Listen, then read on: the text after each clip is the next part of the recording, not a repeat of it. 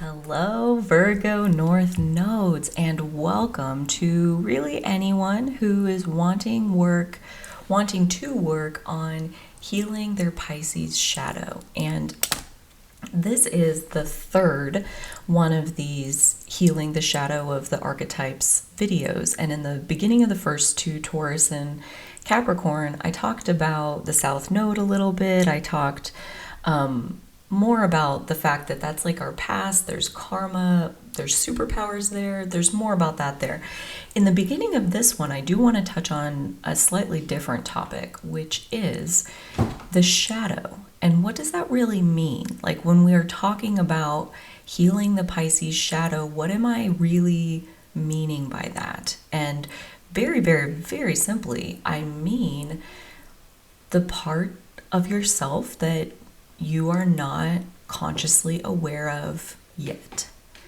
And that is the very simple definition of the shadow, is that it's a part of yourself that you don't know about.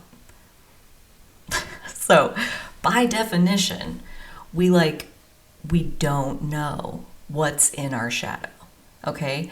And that's why I think the timing of this series coming about, and especially the fact that it's like getting recorded like day after day after day, like it's coming to life very quickly. It has a specific mission of literally scooping down into the unconscious parts of yourself and pulling shadow patterns up for you to look at, because you have reached a level of strength that the universe is essentially rewarding. And that tugs at my own self-judgment and my narcissism at like, what are you doing? And it's like, no, like for real, like the universe wants to reward you by revealing to you consciously some of the things that are in your shadow. And here's the part that's really important when we work with the shadow, is that the fact that we're starting with a premise that it's going to be like new information to you. It's going to be revealing something that you didn't know before. In my opinion, and I would love to know your thoughts on this, in my opinion, that is a spot ripe with vulnerability, because what I mean by that is like you could take what I say as absolute truth. And I make that face of fear because please don't do that. Please don't take what I say as automatically true for you because, oh, the shadow is stuff I don't know, so she's going to tell me all these things and then I'll know. And it's like this idea of shadow work, and this is really, again, my own perspective and just kind of drop it here for those who want to hear it, is there's a timing to these things that is incredibly important. And I know as Pisces South nodes that you know about timing, you know about the ding on the oven that says like, hey, your manifestation's ready. And this is one of those. This is like based on the strength of self that you have found. This is a conversation where you are being presented with a buffet of information and ideas. And from that buffet, you get to crawl on the mama's lap. Yeah, pretty much. Come on, you nug. I have to use my old microphone because my other kitty cat, Bobo, chewed my other one into multiple pieces. So I think it was safe to say that microphone is no more. So we're using this one and we're powering through. Because the inspiration will not be stopped by something as trivial as the cat chewed up my microphone. I wasn't even mad about it. I was like, that's okay, I have another one. Switching gears, moving on. So the shadow, working with it, pulling it up out of the darkness into the light for you to see it, is all about the timing. So there will be a variety of reactions, I would expect, for basically everyone watching this video. Every single person is going to have one of about 3 reactions to every single one of these items. Number 1, you hit the nail on the head. Called me out personally with that one. I'm feeling it, feeling attacked by that one. Dude, I get it. Been there. I know about the category because I fall into it all the time. Number 2 is, that is exactly what I healed back when I did blah, blah, blah, blah. Like, oh my God, like, yes, that was such a turning point. Like you've already done the work. You've already let go of the tendency. You already learned the lesson. You already have the magic from that. And so that's category number 2. Category number 3 is, it's like, huh? What? What did you say? What does that mean? Like, you got no relationship to it. And in my opinion, that is one that is kind of like not only in your shadow, but not really ready to come out. Like, has no interest in coming out and talking to you right now. So don't take that personally. Take it as like a compliment and a sign of divine protection that part of the shadow is not ready to talk to you. And I would skip it. I would just like not go there. Like, if something is in that 3rd category where like it just falls flat, it doesn't feel like anything, you can't find it in yourself, there's nothing to relate to in it, let it go. Let it go. And don't be surprised if like 2, 3, 4, 5, 6 years from now, you're driving down the road and all of a sudden it's like ding, ding, connect, ding. And then it's like, oh, and then you get it because timing. So this conversation, what it is, like the concept of what we're doing here is that this is taking big scoopers down into the depths of your shadow and pulling things up. And the things that are meant to be pulled up are the things in categories 1 and 2. The things where, ow, that hurt. Yes, I need to do that. But like, ow, God, that's really, really direct. I'm channeling my Pisces South Node. I don't have one of those, by the way. Actually, my North Node is in Pisces and my South Node is in Virgo. So this is one that most confounds me, I'll admit. But I've definitely gotten more the hang of it. Anyways, okay. So we are specifically looking for the pieces of shadow that are ready to talk to you. And my role in this conversation, my goal in this conversation, the part that I'm trying to play here is to, I think of myself as a bridge builder. I like to close gaps. I like to connect dots so that there's information moving between the two. And so my goal is that these pieces of shadow, these 11 tendencies to leave behind that we're going to look at for the Pisces South Node, the Pisces shadow, each of those, my goal is to build it into an empowering place where, yes, I can see that part of myself and I'm not turning away in disgust. I'm not hating myself for it. I'm not beating up on myself for it. I am seeing the magic within it, and I'm recognizing the opportunity that the pain that it brings me is actually little bits of my power that are ready to be reclaimed. So, like, how to use each and every single one of these shadows to your own benefit. Like, for your Virgo North Node purposes. So like building the bridge, that's all I'm doing here. We're going to talk about each one of them. We're going to unpack them. You can find the timestamps in the description box. Before I get into unpacking each of the 11 of them, though, I do want to just give you a moment. Think of it as like a little teeny mini meditation, like teeny as in like 3 seconds per item, okay? But I am going to read them out somewhat slowly just so that you can make notes if you like of like which of the 3 categories are each of these falling into for you. And that, yeah, see what comes up. See, is this a shadow that is wanting to come up and talk to you right now? Because if so, I'll be there as the mediator to make sure that we end in an empowering place by the end of it. And which of them are like, dude, no, I don't think you and I have business right now. Check back with me, maybe. I'll come knocking on your door when it's time for us to have a chat. Don't you worry about that. That's the thing about shadow work, is that it finds you. And that's the thing about like where we're at in the energy of like where these are being recorded from, for any who are watching it like in real time as I'm releasing the series, is like just yesterday, the sun entered Libra. No, sorry, 2 days ago, the sun entered Libra, the day that I recorded the very first one. And then I recorded the second one the next day, and now today is the next day, and it's the third one. So, like, the sun in Libra is not specifically, well, yeah, I guess, like, that's kind of bridge building. I want to, like, balance it out. I want to wrap these shadows in empowerment. I like that as far as, like, bringing them justice, right? They deserve a voice. They deserve to have empowerment, too. Like, they don't deserve to be rejected into the darkness. Like, these things can be embraced, so let's do it.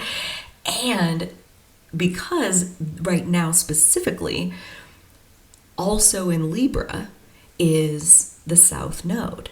So later on in Libra season, we will get to the point where the Sun and the South Node are exactly at the same point in the sky. But even for the 30 days that the Sun is moving across Libra, they are together by sign. So I am feeling Sun conjunct South Node coming through in this entire series that says, like, sweetheart, you are ready to see this. You are ready, you are worthy, you are here, you are strong, and you will come out the other end of this even stronger. So it is my pleasure. It is my pleasure to be with you in this space. If you could, give the video a like, subscribe to the channel if you dig North Node content, authenticity content. That's what we're doing in this space. Share this video if you know of others who are trying to heal their Pisces shadows. Check out the playlist in the description. Check out the other 2 water shadows. There, you'll see if you do watch all 3 of them, that like healing the water South Node, Cancer, Scorpio, Pisces, all 3 of them have these overlapping pieces. That's really cool if you are interested in like the elemental archetypes, like the water archetype, earth, air, fire. If you like those archetypes, you can learn about the 3 signs included in that archetype. So like Cancer, Scorpio, Pisces. Learning about all 3 facets will give you the full picture of like what is water energy, just as an example. So this is the 3rd video to complete the water series of the series, the mini series within the series. You know, I love the subtext and the subtext and the subtext in the text, you know. This iceberg goes deep, as they might say, as I might say. Okay, so we are going to read through the tendencies to leave behind for healing the Pisces shadow, and I'm going to give you just a couple seconds with each of them. Then we shall unpack. Number 1, being a victim or having victim consciousness. Being a victim or having victim consciousness.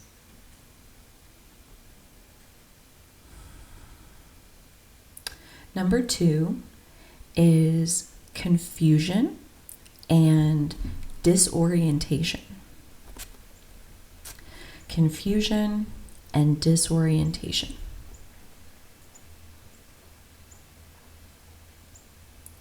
Number 3 is avoidance of planning.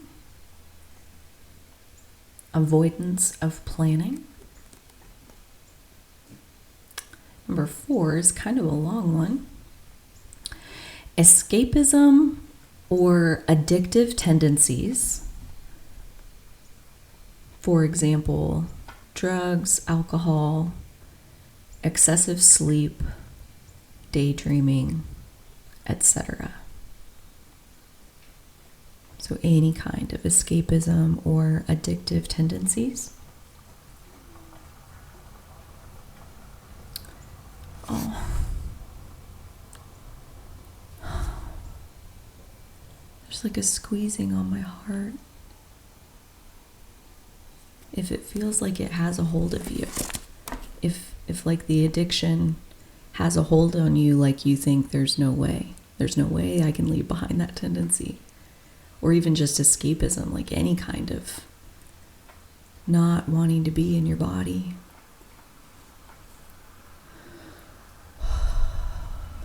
I'm glad you're here.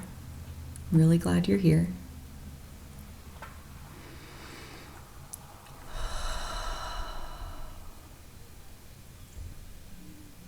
I think you're really going to like this video. I do. Babo thinks so too. The one that chew apart the microphone. So that does feel just a little bit better in my heart space. So I'm going to move on to number 5 here. Extremism. Extremism. I hope you guys can hear his purring. Number 6 is oversensitivity. Number 6, oversensitivity.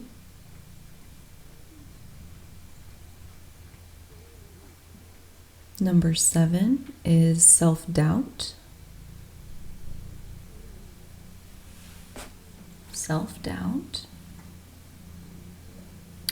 Number 8 is feelings of inadequacy. It's not time to play right now. Feelings of inadequacy. Number 9 is withdrawal.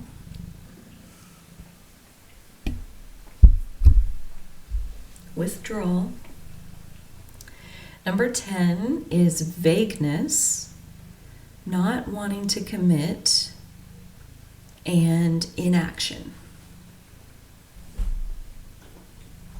Vagueness, not wanting to commit, and inaction. And number 11 is giving up. Giving up. Okay, so again, I would love to hear down below. I hope you can hear his purring. It's so cute. I would love to hear down below how that felt for you. Especially if you were one of those on number 4 where, oh my gosh, like I still have just the slightest remnant of that in my heart. So we will definitely spend some time there as we go through unpacking all of these. So again, if you like to jump around, there are timestamps in the description. You can hang out with me and Babo and just see it all the way through. We'll be here with you till the end. We're gonna bring these shadows into the light one by one, and you know, I'm seeing like a marathon runner that crosses the finish line and they take the aluminum blanket and like wrap it around them and like put the metal over their head and like give them the water. We're going to do that with these shadows. We're going to congratulate them on the marathon of running and hiding that they have been doing. And we are going to welcome them and honor them with their medal of honor as we bring them back into the fold so that they can be integrated and part of the party. They got stuff to bring to the table too. And we're going to get to see that one by one. Like, even if you think some of these shadows, like, that's not lovable. That's like, no, I need to amputate that part of myself. Like, none of these need to be amputated. They only need to be accepted. Which is a little bonus for, again, anybody who's here who hasn't skipped ahead, where like one of the Pisces superpowers is acceptance and forgiveness. And I would say like you have these things in spades, like almost to a fault when it comes to every single person on the planet except you. So turning that acceptance, turning that forgiveness on yourself is going to be a key element in really riding the waves of this conversation. I'm hearing also that like you excel in giving others grace. It's one of your superpowers, the how much understanding and grace you extend to others, even others who have hurt you maybe many times. Again, like to a fault, you will give grace to others. You have to give it to yourself to get to any kind of real expansion into your North Node. Like, it requires harnessing the superpowers of what is going on in your South Node. And that includes taking all of this forgiveness, all of this grace, and turning it on yourself. Okay, so it's the next day, and I recorded 80 minutes worth of talking through the 11 tendencies to leave behind for Pisces South Node. And when I clicked like stop on the recorder, it told me that there was not space on my computer to save that video, so it was now a corrupted file, and therefore none of the 80 minutes exists. I was like, okay, great. Which reminded me of one of the Pisces superpowers that you possess on that South Node is timing and going with the flow and kind of like taking what comes and letting it exist, letting it have its way with you, letting the path unfold however it will. And almost instantly I had this knowing of, which feels very Pisces superpower to me, of like, that must not have been the right version. That must have been the warm-up version. And really what they need for their highest good and my highest good is the second version. And so the main thing that has changed in me going into this second version is I felt like I was rushing in the last one and felt like I was like trying to get through them all and trying to not let it like take so long. And like it was still 80 minutes worth, and I felt like I rushed through that thing. And so I think like the main thing that's changed is that it might be way longer than 80 minutes because I'm not going to rush this. And if it ends up being a really long video, you can come back to it as many times as you need to take in all of the different pieces. But for the sake of creating a space, right? This video being a space where people can come to work on healing their Pisces shadow, it feels very important to me to take my time and do these points justice. So if this ends up being a 2-hour video, sue me, okay? That's what it is. So with that, let's get started on point number 1, which is being a victim or having victim consciousness. And as I promised in the intro, I am going to wrap every single one of these shadows in acceptance and empowerment, meaning we will find the light side of these shadows. Nothing in the 3D is all just dark. Being a victim is not just a bad thing. There are ways where it can be empowering, and there are ways where it can be disempowering. There's light and there's shadow. So the first thing I want to say about being a victim or having victim consciousness, in the light, when you transcend the shadow of this, as far as like the tendencies to leave behind, carrying a healthy dose of victim consciousness, it means that you are conscious of victims. And in the shadow, that looks like seeing yourself as a victim and seeing everyone as a victim. And so that means that you're like not only adding fuel to the fire of your own victim status if you're in the shadow of this element, but you're also perpetuating other people believing in their own victim status. And so Pisces South Node, healing and transcending their own victim shadow, their own tendency to believe that they have no power in the situation to make it any better. That's how I would define victim. No power, not enough power, however you want to look at that.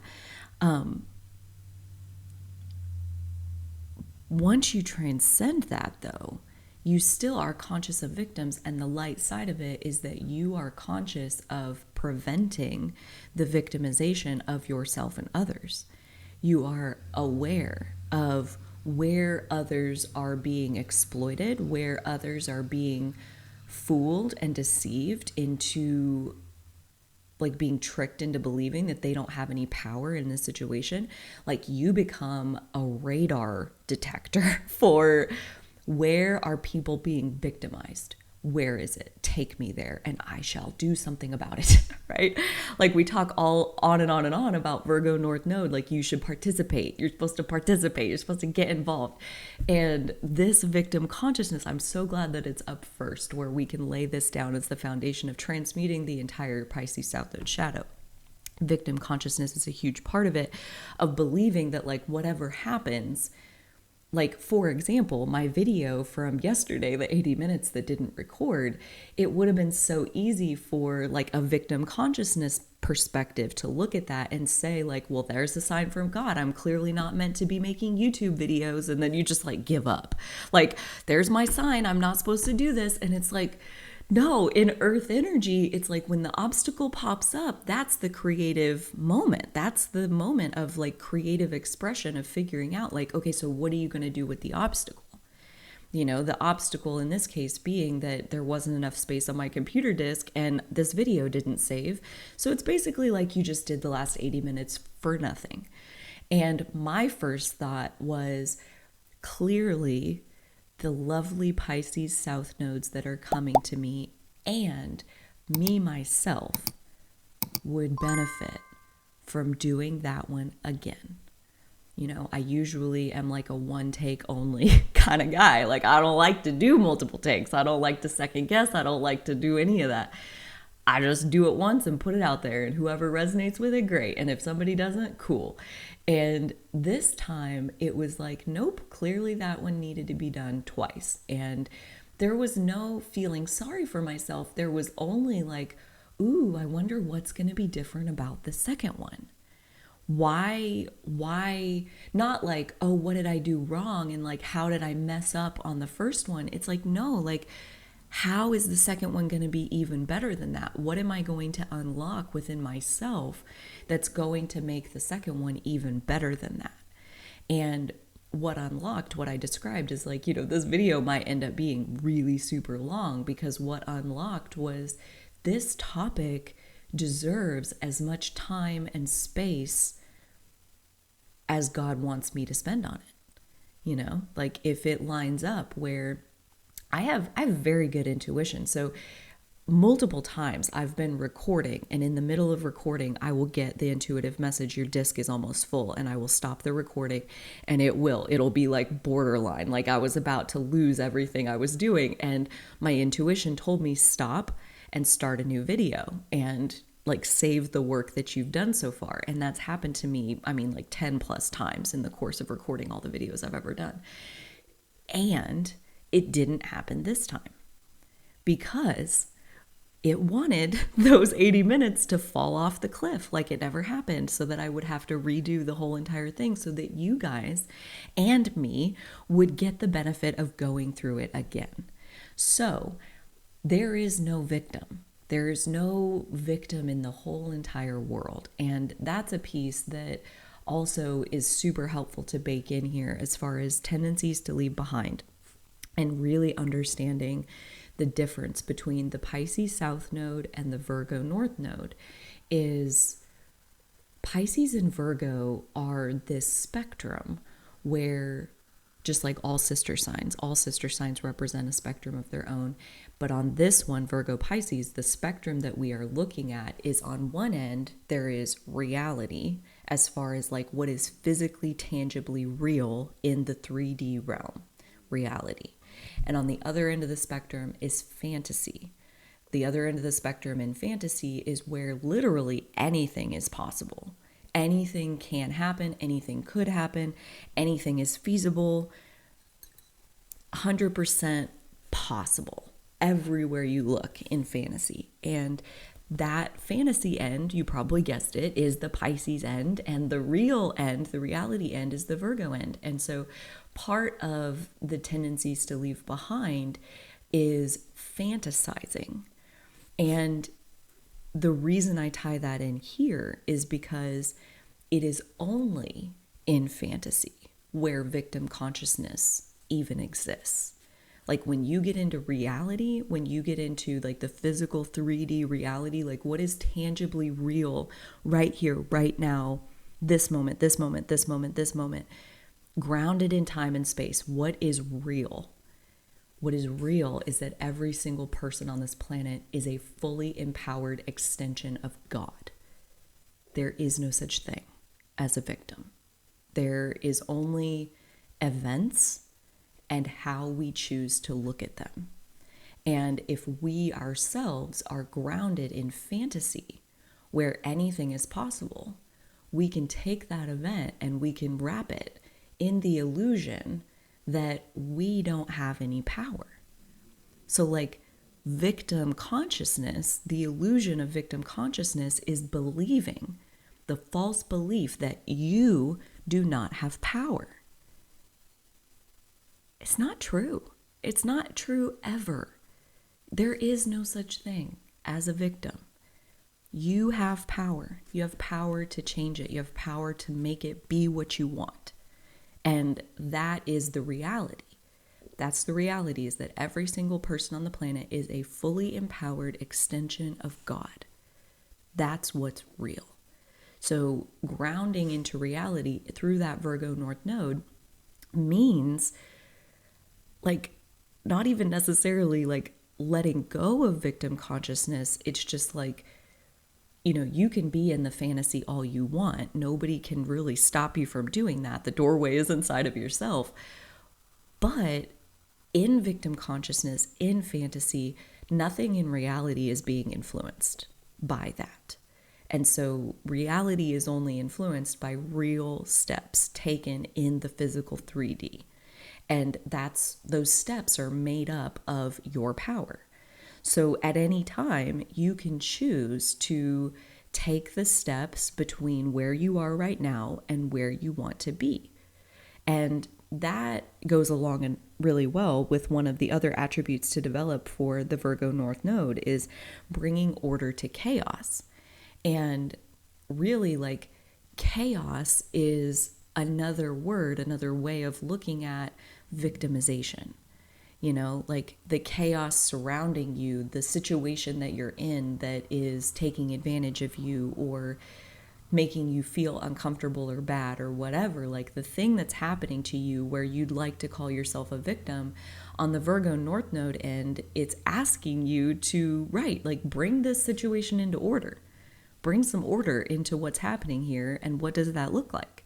What needs to happen? What needs to be different? And that's like, you know, one example. Let's say you tell your boss like, hey, you know, I need 2 days off a week. And then the next schedule comes out and they've given you no days off. And in that moment, that's a perfect example of like in the fantasy, in the victim consciousness reality, in the victim consciousness version of reality, it's like, well, I guess I don't get any days off. Like, fuck, like, God damn it, like, I should just quit that job.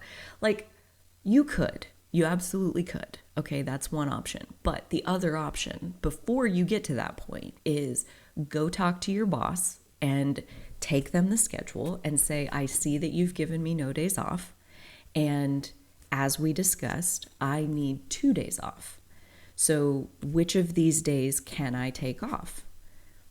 I need you to cross me off the schedule on 2 of these days.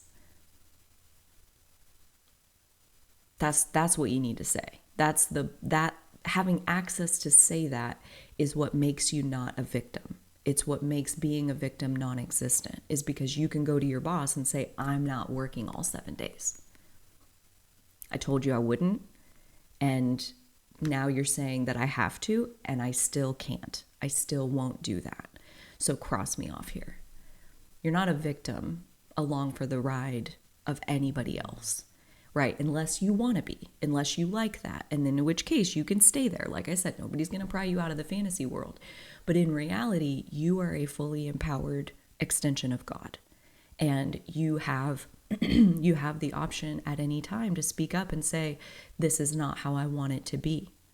I need it to be different than this.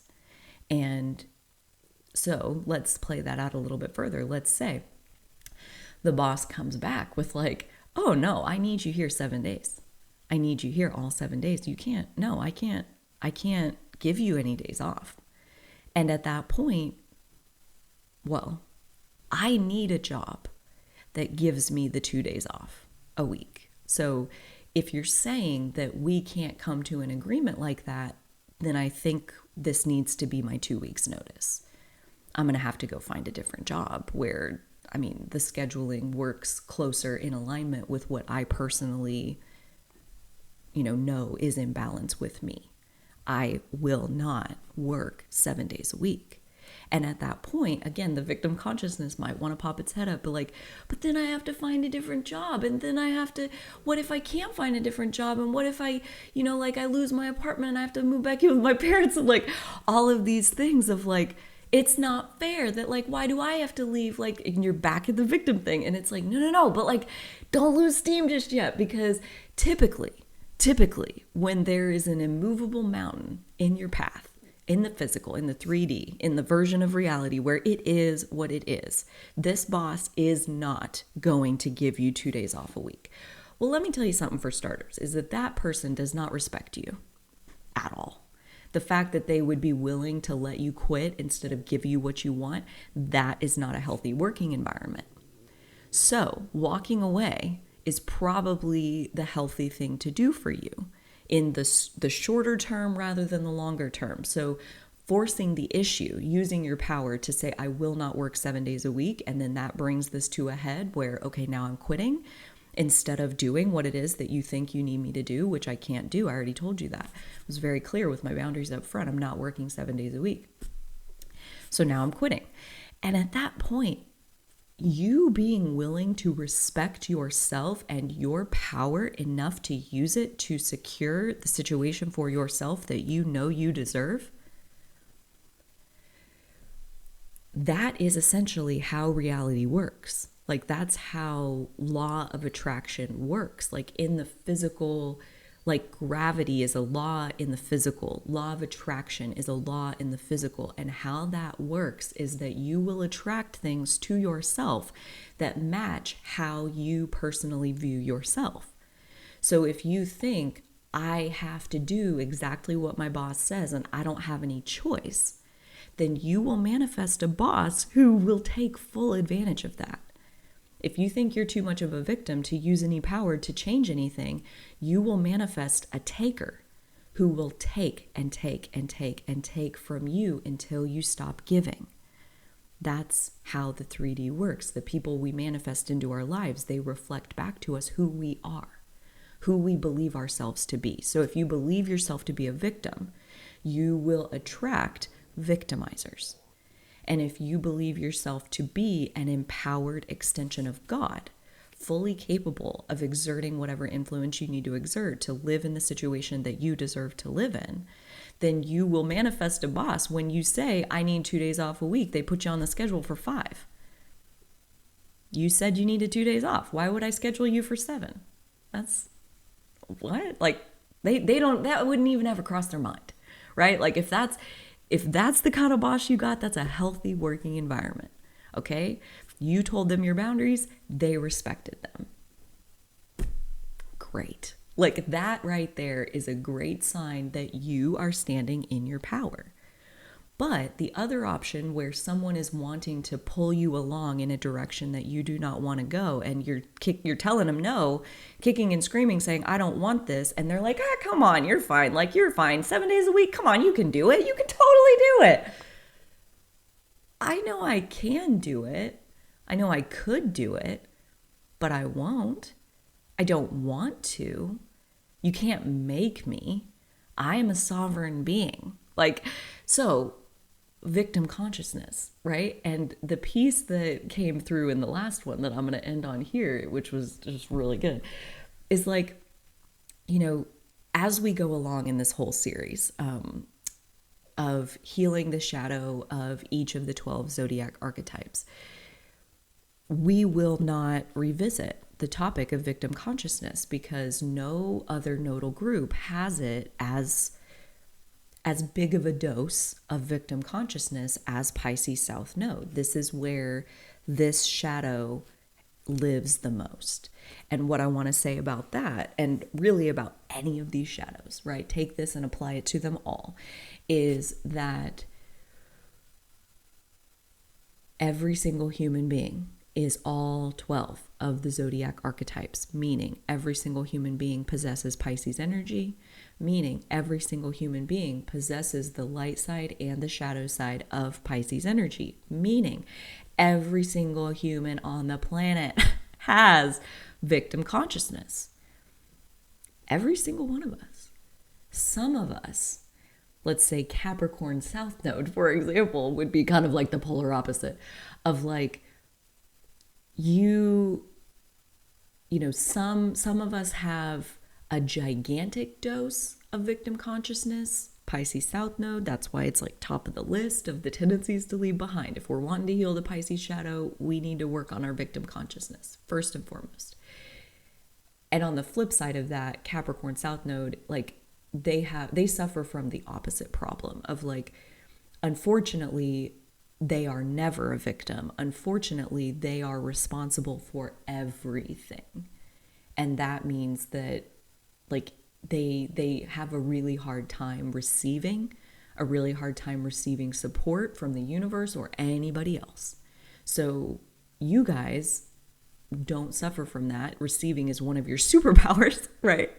Can't even help yourself. Like you're just so on receptive mode that, again, that's where victim consciousness is born. Is like you think that in the 3D even that everything is going to be brought to you and like just laid out before you. And it's like that works in the non-physical.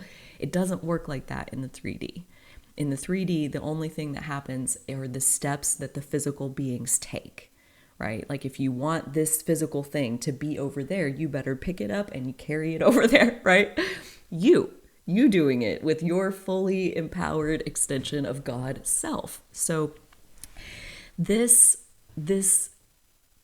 conversation around victim consciousness for the Pisces South Node, it's like if you guys can figure out how to transcend your victim consciousness, that is one of the pieces as far as like the Virgo North Node and the participation that you are here to do, the hands in the clay sculpting that you are here to do has a lot to do with how you personally find your path to being a fully empowered extension of God, and like basically showing other people that path of like, you transcended victim consciousness, and if you can do it, then literally anybody can do it. So, and that's true for all the South Nodes. Like take Virgo South Node, which is what I am, like the exact opposite of you guys. And it's like, if Virgo South Node can transcend the urge to micromanage, then anybody can. If Virgo South Node can open up and have faith in the universe, then anybody can, okay? So it's like you guys, one of your key missions in this lifetime is to transcend victim consciousness. And by doing that, like I said in the very beginning of this chapter, not only are you then at that point no longer seeing yourself as a victim, but you are no longer seeing anybody as a victim, right? Like Pisces South Node, the shadow of Pisces energy, is the biggest culprit for the perpetuation of victim consciousness on this planet. So the more we heal the Pisces shadow, the more Pisces South Node heals the shadow of victim consciousness and moves into the light side of victim consciousness, where you are using your participation to advocate for the victimization of others going away, advocating for new routines and new patterns of being on this planet that allow each and every single individual to operate as the fully empowered extension of God that they are. This is your work. This is the participation that you are here to do, is to transcend your own victim consciousness and help the rest of us to do the same. If you can do it, we can all do it. Okay, so number 2 is confusion and disorientation. And this one feels really tender. It feels like adults early on not believing that you were intelligent. It feels like shame to me, confusion and disorientation. It feels like not believing in your own intelligence. And that's just not fair, because in my opinion and in my experience, Pisces South Nodes are deeply intelligent, but if not a little bit neurodivergent, as far as like, yeah, I could see where in your typical classroom, in a typical standardized test situation, like maybe that's not exactly where your particular kind of intelligence shines, but that doesn't mean it's not there. And if anything, what I want to say is that this is a confusing world. This is a duplicitous world. This is a world where people can say whatever they want. Okay? And confusion and disorientation, like the journey of this one through the shadow side of this shadow, through to the light side of this shadow, is, to start, confusion and disorientation as a Pisces South Node, like it's never really going away. It's just a matter of how do you relate to it? What does it mean? Okay, so let's take a very tangible example being like, let's say you're in a meeting at work and there's a speaker up front talking and there's a whole room of people that are in this presentation with you. Everybody's listening to the same speaker. And as the speaker is going through a slide or a graph or whatever, they're showing you something, they're talking about it, and you are totally confused by what they're saying. Like, it doesn't make sense what they're saying. Like, just the puzzle pieces are not adding up. You just said this on the last slide and now you're saying this. Like, what the hell is happening here? And if you're in the shadow of this shadow, then again, it comes back to shame. It's like, well, I'm too stupid to understand, kind of thing. And that just like hurts my stomach a little bit that people would believe that about themselves. There's a quote from Albert Einstein that I really love, which is, if you judge a fish by its ability to climb a tree, it'll spend its whole life thinking it's stupid. And that's just, it's not true. Everybody's intelligence works differently. The thing about it is, but this is why I tell you, it's a duplicitous world. It's a confusing world. It's like, for a second, take yourself out of the situation. And I want to say that the person at the front of the room doing the speaking is most likely being confusing. They are most likely disorienting you, potentially even on purpose. This is what con men do all the time. This is how manipulation works, is that they want you to be confused. They want you to be disoriented. And that is when people are vulnerable. That's when most people's ego will have them smile and nod and not raise their hand and be like, I'm sorry, I thought you just said on the last slide that this, and this, and now you're saying this. I must have missed something. Like, how did you get to that point?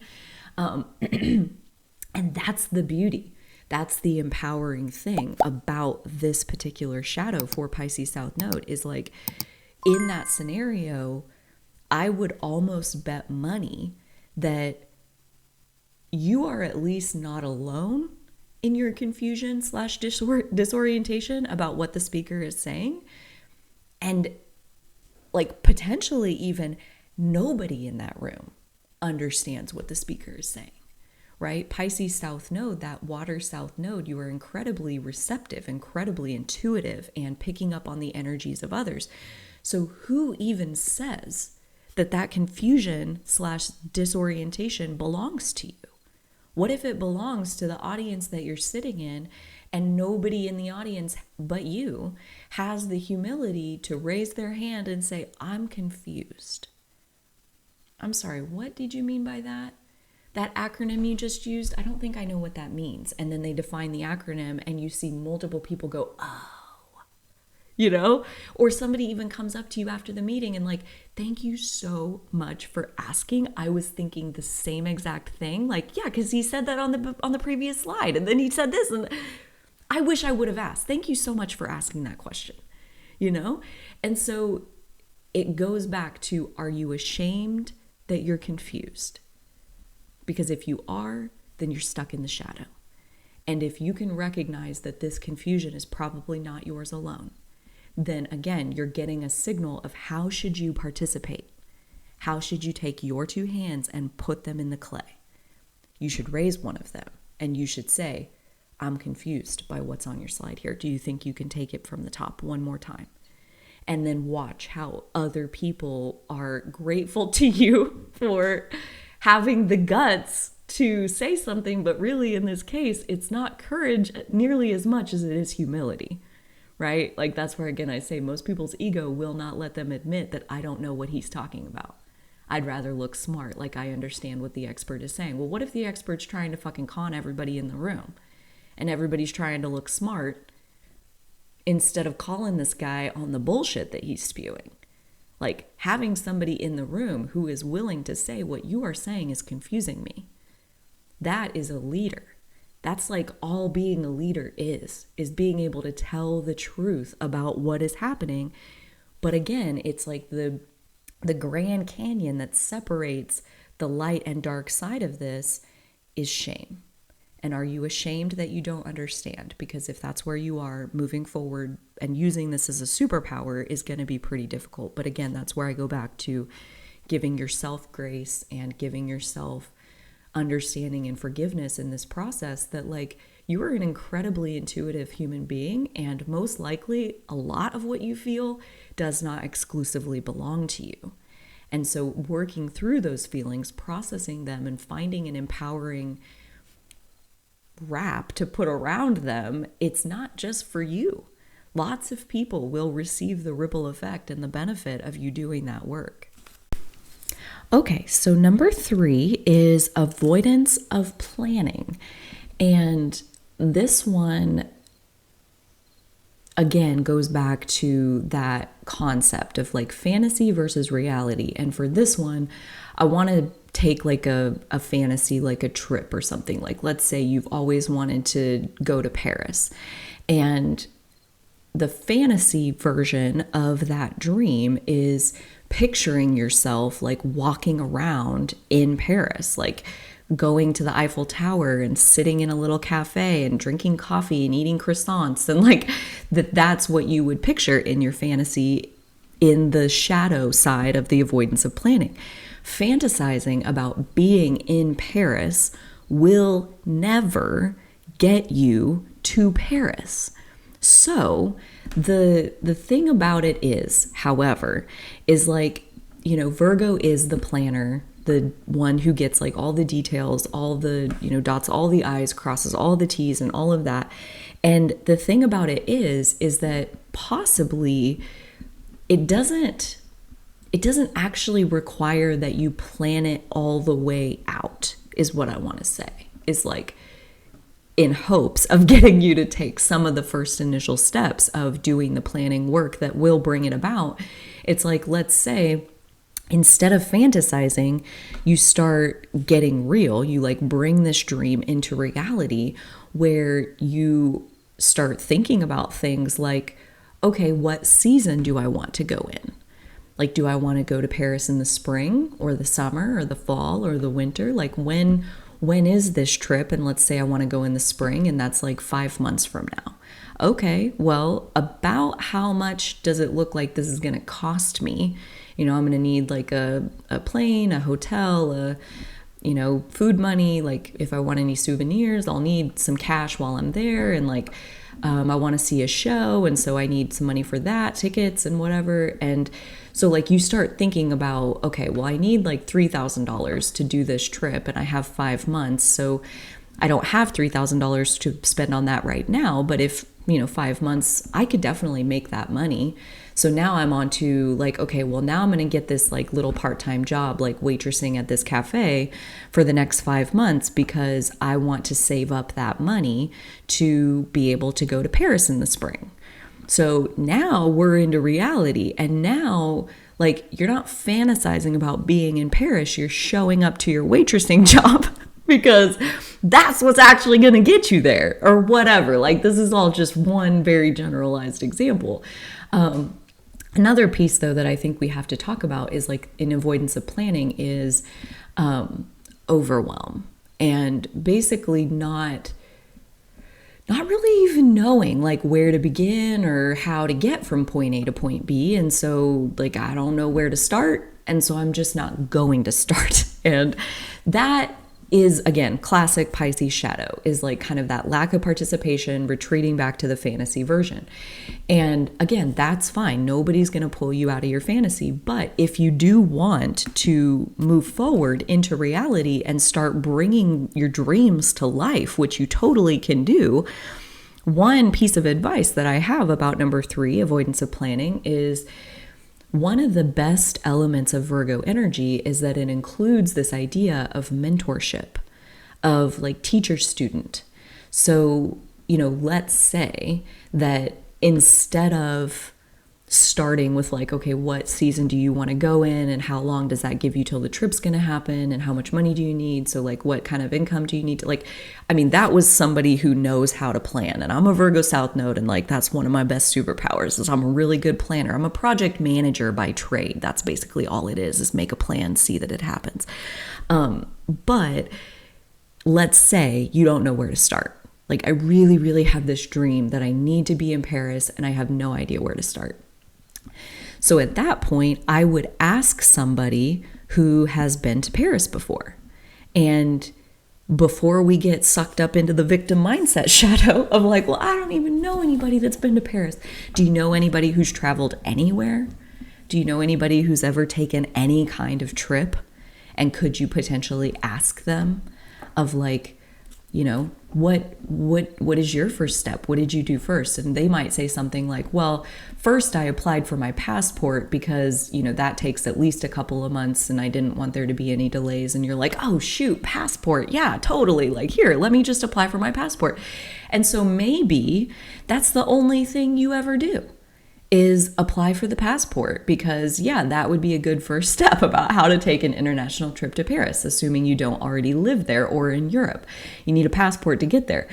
So like, let's say that you asked somebody for help and they said like the first thing they did was get their passport, and then you go apply for your passport, like you get that done, your passport shows up in the mail, and then you don't ever do it. You don't ever like do anything with it. You don't ever go to Paris, yada, yada, yada. Okay. And then fast forward like 2, 3, 4 years later, passports last a long time. I don't know if you know this. They're like 10 years before they expire. You fast forward a few years and then you get hired for this job that is like your dream job. It's like, oh my gosh, like this is exactly what I want to do. These are things that I care about. Like it's so easy to think about showing up for work. Like there's nowhere I'd rather be than doing this work. This is fun for me and I actually get paid to do it. Like you get hired for this job. And fast forward another 6 months and your boss calls you into her office and she's like, so I'm going to need you to go to Paris. We have this account that blah, blah, blah, blah, blah, blah, blah, blah. You have a passport, right? I do have a passport. And now the company wants to pay for your plane ticket. The company wants to pay for your hotel. The company has work for you to do while you're there. But your boss offers that if you want to stay a few extra days and like use your vacation time and like, you would have to pay for the hotel for those few days. But I mean, if you want to extend your trip, you're more than welcome to do that. And now going to Paris like could not be easier. It's like everything is paid for, everything is done. And the trip is next week, and the only reason that you are able to go is because you applied for your passport 4 years ago, way before you ever even needed it. Okay, so like doing the thing where you take your dream and you try to plan it into reality, and if you get stuck somewhere along the way, ask somebody for help, right? Have the humility to own that I don't know what step comes next. And ask somebody for help. And then have the grace, give yourself the grace that says, maybe I never even saw that plan through. I got a passport for no reason, right? Kind of thing, like no reason. In time, the reason will be revealed to you. Like if they say like first step is actually I joined like 5 years before I went to Paris, I joined this book club and we focused on books that were set in Paris. That's what we read. And that was like, actually part of why I even dreamed of going to Paris in the first place. And so like, again, there's so many different ways to participate in bringing your dream to life that if you are stuck, If you don't know how to plan it, if you don't know how to bring it into reality, ask for help, right? Like, basically, this goes hand in hand with the very first shadow of being a victim. Like, do you believe that the universe is going to like send you a FedEx that has your passport and a plane ticket and a hotel reservation and like some theater tickets? And like, do you think that FedEx is going to show up on your doorstep? Or do you think that you probably are going to have to do something to get from point A to point B? Because if you believe that you are a fully empowered extension of God, creator of your own life experience, you getting involved, like, that's why I give the example that I gave as far as like, you didn't plan the trip to Paris. You asked for help and you got your passport, and then it kind of all just kind of went by the wayside. And then later somebody else comes along with like, I'm going to need you to go to Paris next week. You got a passport, right? So the planning that you need to do, I'll tell you, like, a secret from the universe is like, the planning itself is not what brings it about. The courage to participate is what brings it about. The courage to be like, you're right, I am going to go through the process to get my documents together and apply for my passport. I'm going to do that. And, you know, maybe at the time you had grand visions of like, and I'm going to get a job and I'm going to save up money and then I'm going to go to Paris next year. And like, none of that ever happened. Dude, give yourself grace. Your planning is not what's actually bringing it to fruition. Like, God does have their own hand in things, and like divine timing is unfolding all things. But your dreams will never come into reality unless you personally escort them into reality, and taking steps like getting your passport, finding your dream job, like joining the Paris book club. Like, these kinds of participation will signal to the universe like, hey, they're ready. They're in the game now. They're in reality, not fantasy, and they're ready to receive what comes next. So you participating at least somewhat is all that's needed. Like, just even a little bit of planning will get you on the path to like all the cooperative components that are going to help you along the way. It's not all on your shoulders. But you do have to be your own cooperative component, meaning you do have to walk into reality with some of these dreams. So if I look different, before we jump into number 4 here, this is now the 3rd day that I'm working on this, because I lost the first 80 minutes and now we've pivoted gears and we're just letting it take all the time at once. We're letting spirit come through with all of the information that wants to come through. And the timing is gorgeous. Like, some of the things for number 4, I am just like seeing through a dose of self-empowerment that I got to download personally last night and this morning. And now when I look at escapism and addictive tendencies, the first thing that I want to they're charging me. Stella. The first thing that I want to say about that is very empowering, I think, and it's about escapism. And like, what I'm seeing is like Houdini, like the escape artist. Like, you make escaping an art form, okay? Because you're so talented. And like, what is that? It's the fishy, like, swimming away, you know? I have a Mars in Pisces, which is where I think I most resonate with that shadow side of Pisces. Especially in my 12th house, like very unconscious Mars in Pisces. And so, I mean, escapism, addictive tendencies, like, I like to say that, like, if you try to come at me, I'm a mermaid and I'm just going to like swim away from you, like go around, go under, like, I have my ways, like, we're not going to brawl. That's not going to happen. Like, no, I'll escape because that's what I do.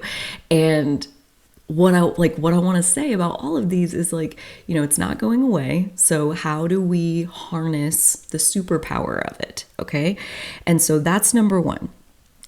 Number 2, on this one feels much more around the addictive tendencies. And that is that heart squeezing feeling that I got when I was recording the intro and we were going through the, like, all of the tendencies to leave behind. And it was so noticeable and just heartsick is how it felt. And it's been memorable. Like that energy has stayed with me since, 3 days ago or whenever I started this monumental journey of trying to talk about healing the Pisces South Node. That energy really stayed with me, and I really sat with it and like put my arm around it and do what I do best, which is listening. And it's like, what do you need? What is this? What is wrong? I'll do anything. I'll do anything to help you feel better. What do you want me to do? What do you want? Tell me. And I'll do it. And so I've been with that energy for days, and it's felt like it's really let go. Like right now, like I can't even really call it back. Like I can't even feel that in my body anymore. So I do feel like there was some softening that happened, and that felt really good. And that softening lets me talk about addictive tendencies. Like, this is not the first version. This is not the version that you would have gotten if I could have kept the first 80 minutes that I recorded for this conversation. It was a very different tact, where now I want to start by saying, like, what even is an addiction? Like, what is that? And I think another way of saying addictive might be obsessive. Like obsessive, and the next one that we're going to talk about is extremism. And kind of all of this is like vibing together for me, as far as like it like points out, like, I mean, what is a cooperative component to you? I think the things that we become addicted to, the things that we become obsessed with, the things that we take to extremes, that's a very Aries North Node kind of angle. And like they sit side by side, Pisces and Aries, and they have a lot more in common than a lot of people would want to believe. But in this way, it's like that shows you more of who you are. And so what is an addiction? It's a mirror, like basically everything else that's happening here in Earth School.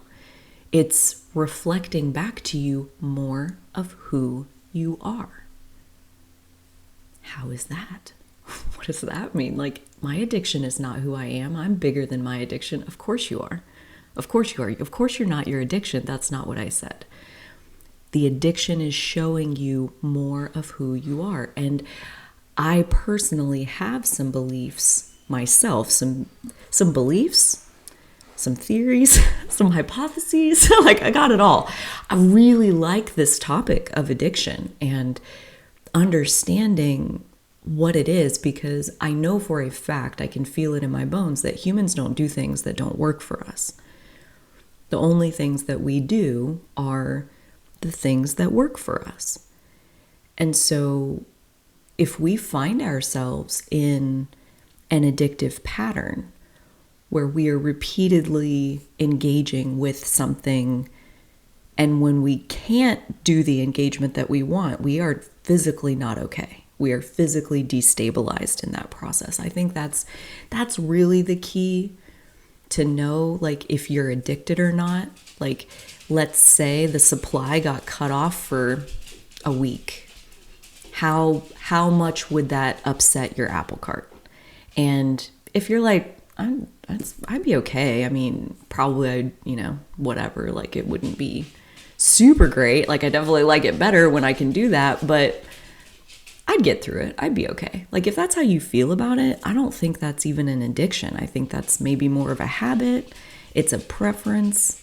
Like, that's where it's a slippery slope and it's a gray area. And I am so grateful for this new approach, where we can like really take our time and talk about these things. But I think an addiction technically has kind of ascended to the level where it's now having power over you.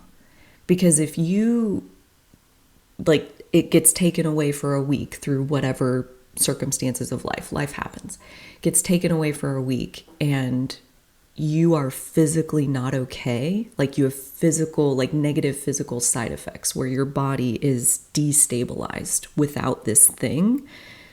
Like, I think that's where now that's a dependence. And like that, I think, is a key element of addiction. And so what I want to say about that, the gray area, is like, let's say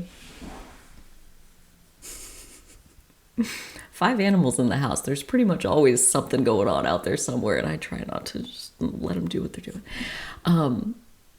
The gray area is, let's say you drink alcohol every single day. Okay, does that make you an alcoholic? Does that mean you're addicted to alcohol? I would say not necessarily. Okay, and I am a big believer in, we don't do things that don't work for us. And so like the addiction, the piece that's specific to that is kind of, it's stopped working for you. It's like now more holding you back or like boxing you in than it is helping you to go forward, helping you to do what it is that you want to do on this planet. And that's basically my own relationship with drinking.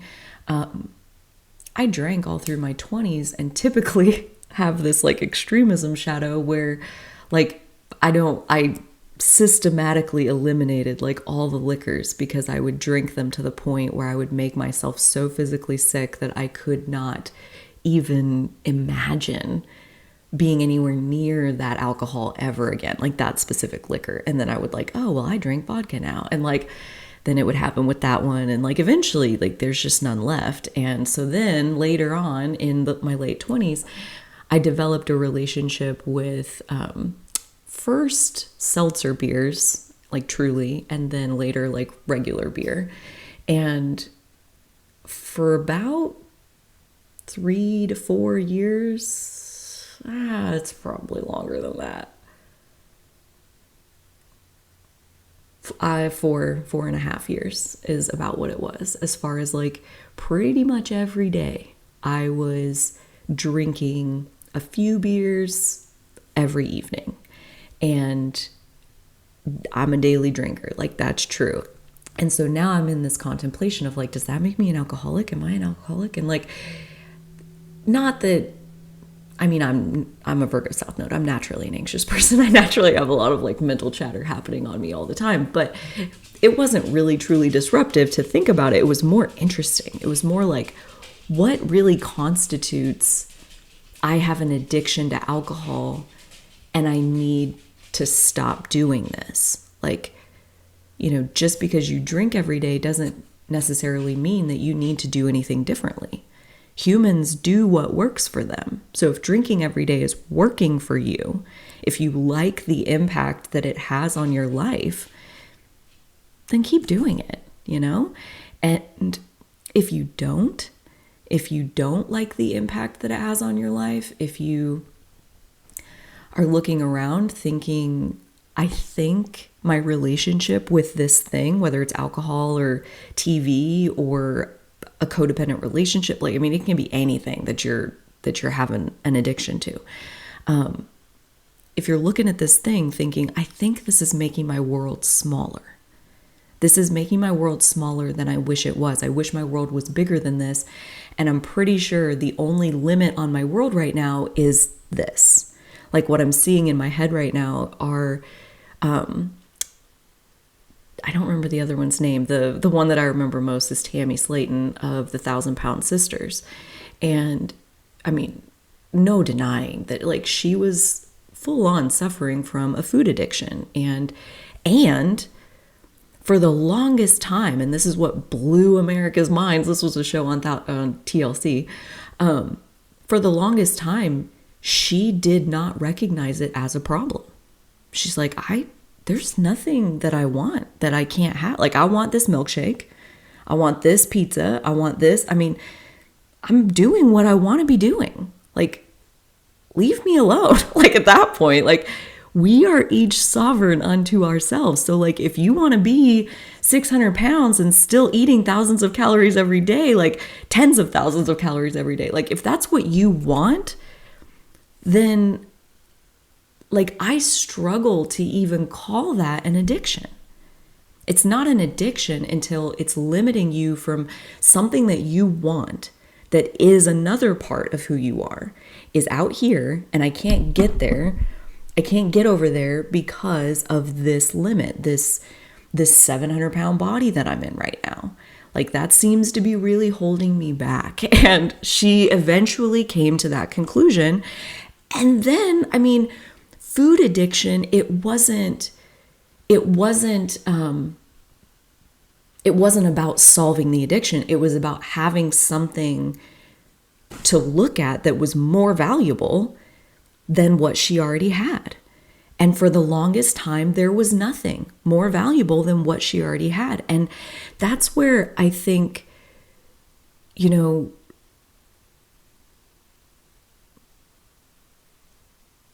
being judgmental is what's coming to mind. And like, it's so tempting to like want to judge what other people are doing and wanting to label unhealthy behavior in other people, or like you have an addiction, like prescribing addictions to people and like labeling them with that. And like, I just fundamentally don't believe in that, as far as like, I think an addiction can really only be spotted from the inside, because it's only ever a question of, are you missing something?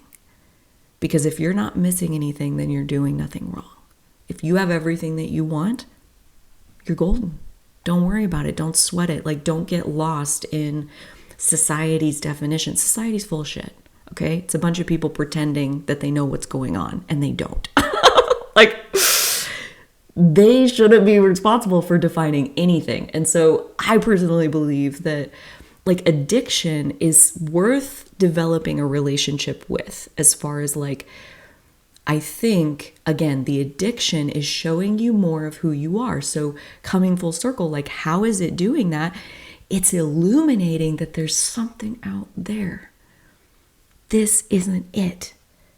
It's lighting up your world in a way that lets you see something is missing. Something is missing. And then it, like, that seed of, I think there's something more. Like, if you ever get that download, like, just sit back and relax and watch the unfolding, because that more, we are life force energy. Life will force you into your more. And like, the only thing that we have control over is how smooth a ride that is. And so like another layer to this is like, again, let's say you're drinking every day and you don't feel like you're missing anything, and you decide that, you know what, like, based on the life that I'm living, this habit is working for me. And I personally don't see a reason to change my behavior, other than I think if other people knew about this, they would judge me. And like, the Libra South Node is really helpful for this element of the Pisces South Node healing that you guys are going through right now, of like, what other people think is really just a reflection of what you think. So, you know, being worried about something like that, like being worried that somebody else is going to label you with something that you don't want to be labeled with, is really like a self-doubt. Like, you don't know for sure who you are, and so you're worried that they're going to recognize that maybe you're actually this other thing. And it's like, if you were rock solid in your own identity, what other people think, again, you would start to see that what they think is a reflection of your own self-doubt. Yes. Let me scratch that. Let me take it back, because what they think is a reflection of them. What they think is a reflection of them and how they see the world. How you feel about what they think about you, that's a reflection of you. That's a reflection of the strength of your identity. And so another layer that I want to put in this contemplation is, during the time that I was telling you about with my own relationship to alcohol, where I was a daily drinker for over 4 years. During that time, I was working, I'll say on average, towards the end, it was a little less, like maybe the last like 6 to 12 months, but like those first like 3 years, I'm working on average about 60 hours a week. Like one day off was a great week. That means everything went really, really well. And so I got one day off. And there were a lot of weeks/months where there wasn't a day off. And that's what I was doing. That's what I was choosing. You know, like we talked about in number 1, like nobody's a victim. We're all making choices. And so nobody like strapped me down and like held me in there and like made me do the 60 hours a week deal. Like I gave that. I chose to invest that energy on purpose. And the addiction was how I balanced the cost. I mean, working like that cost me a lot as far as like my physical energy, my mental and emotional clarity. I sacrificed a lot to be physically present, regardless of the quality of that physical presence, right? And that's how my values have changed since then. Is like, I mean, you couldn't pay me millions of dollars to work 60 hours a week at this point, because the quality of my presence is what's most important to me, not the quantity. And a lot of that has shifted based on evolution of my self-worth. Like, I'm not really trying to prove, I don't need to go around saying I work 60 hours a week so people know that like, hey, she's legit, you know? Like, no, I'm legit, and people will figure that out or they won't. And no amount of hours on a week is gonna make haters love you or the lovers hate you. Like, I mean, it's just not about that. It has nothing to do with like your physical job. And I know that now. And at the time, I was very much in a proving it phase. It was my very first business that I had ever opened. It's a grocery store that at the time was open 87 hours a week. So the fact that I'm only there 60 still was very anxiety provoking, and like, I'm not giving enough. Like I'm still, yeah, it was just very heavy. And again, like it cost me a lot. Like it took a lot out of me, depleted every store of resources that I had inside of me, and kind of my bank account too, or along the way. All of me, I gave it to this new business, this new creation, this new life force of its own, no doubt. But I mean, it was so wobbly on its brand new legs in those first few years. And I was physically there to continue to build the supports and continue to foster the growth and nurture the stabilization of what it was that this new business was, like in terms of the structure that was there. It took like 4 years to build it, basically. And the last 3 years of that, we were open for business 87 hours a week, and I'm running it at the same time. I have 30 employees and still trying to build a stable business. And so that's what I was doing. I was overgiving every day. And at the end, I came home and then I gave myself a buzz. That was my reward for making it through another 12-hour day or whatever it was. Like, come home, don't tell anybody. Like, sometimes like drinking a beer on the way home because I can't make it 10 more minutes without this. Like, my gas tank is so empty, I can barely open my eyes, and all I wanted was to crack open a beer and just shut out the world, knowing full well that I'm going to sleep for, 6, 7, 8 hours, and then I'm going to go back and I'm going to do it again tomorrow.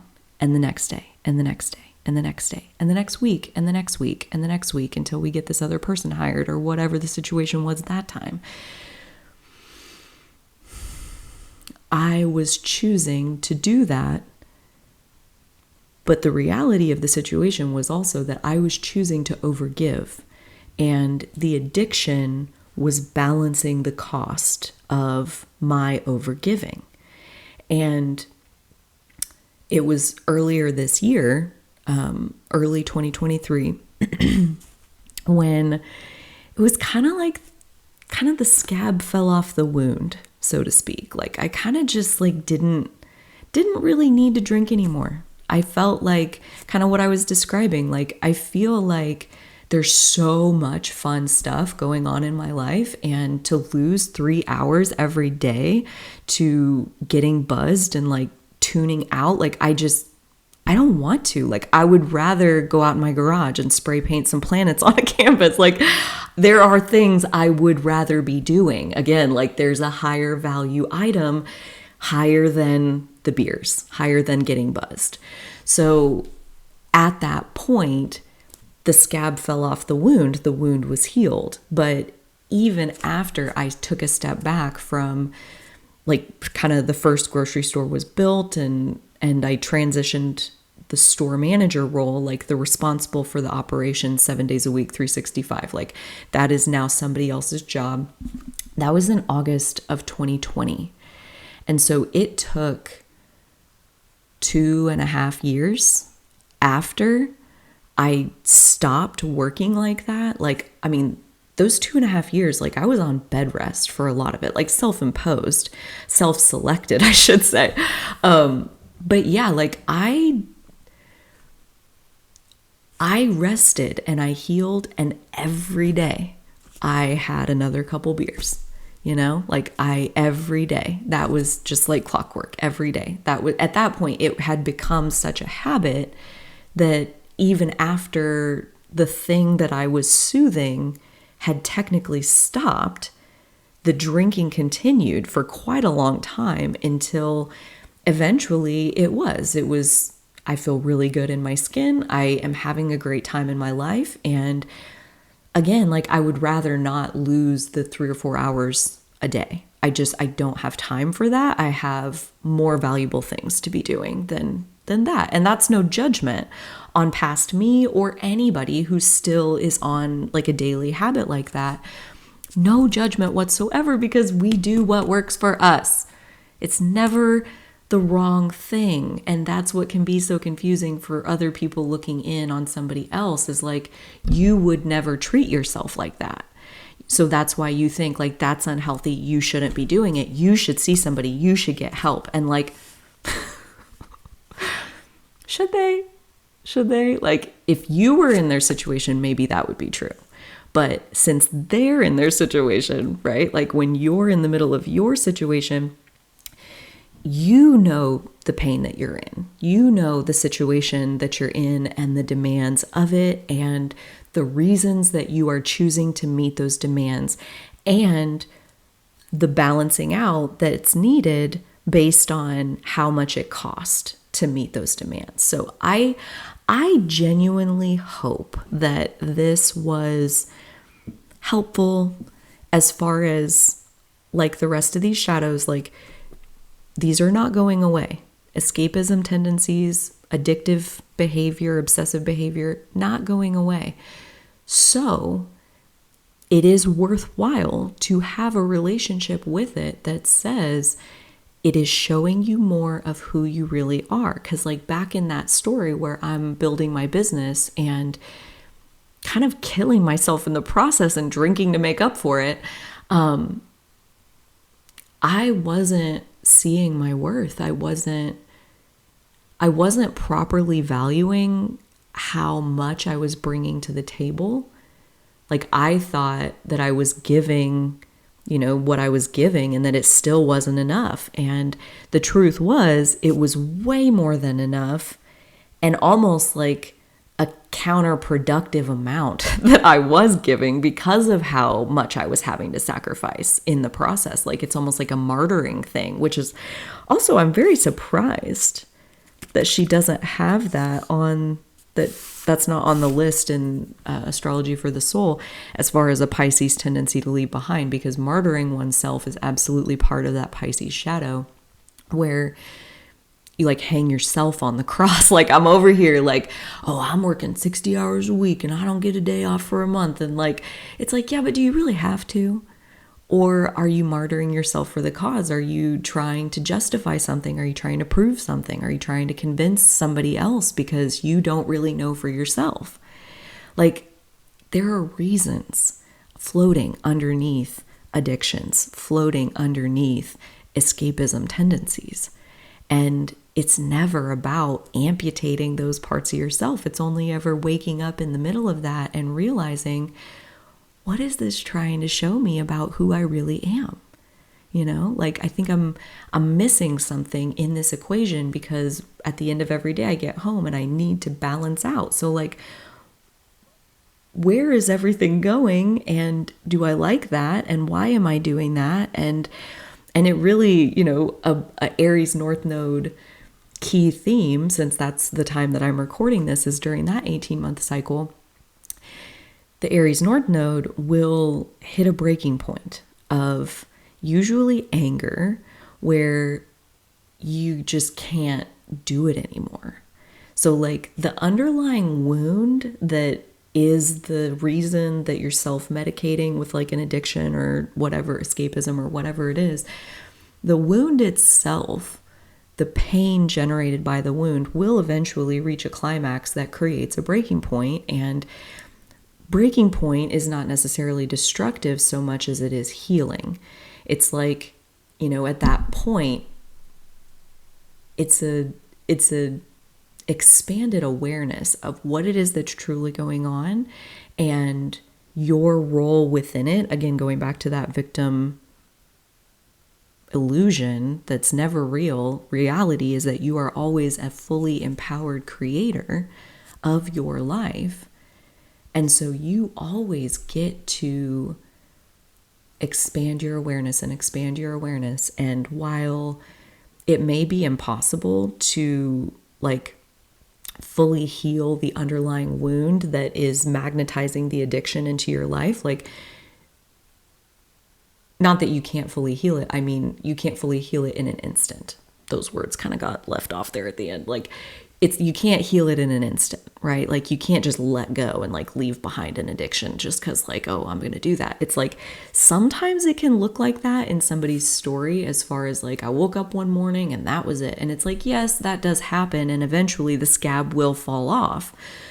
But it only does that because of the day by day by day, giving yourself grace while you continue to do what works in the immediate short term, and develop your intentions for what do you want in the long term. You know, what's missing from your life that you want to have in your life, and what are the steps to get there, and how do you ground that into reality? You have the power to do that.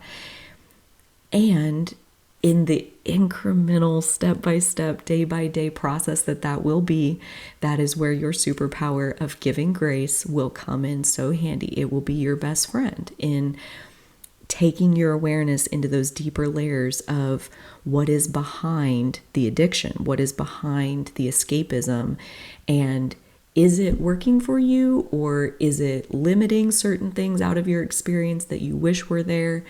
All of this can only be known inside of yourself. All of this can only come through your own intuition and feeling of what's right for you. And I really do think that this Aries North Node, Libra South Node combo is incredibly helpful for a lot of these contemplations, as far as taking what other people think out of the equation. So I'm back on day number 4, I think it is now. And this, before we get into number 5, where we talk about extremism, I do want to pop in here to say, I hope you are taking breaks with this video. I hope that there is some really awesome self-care going on here, as far as taking in what it's time to take in, when it's time to take it in. I keep getting the message, the right thing at the wrong time is the wrong thing.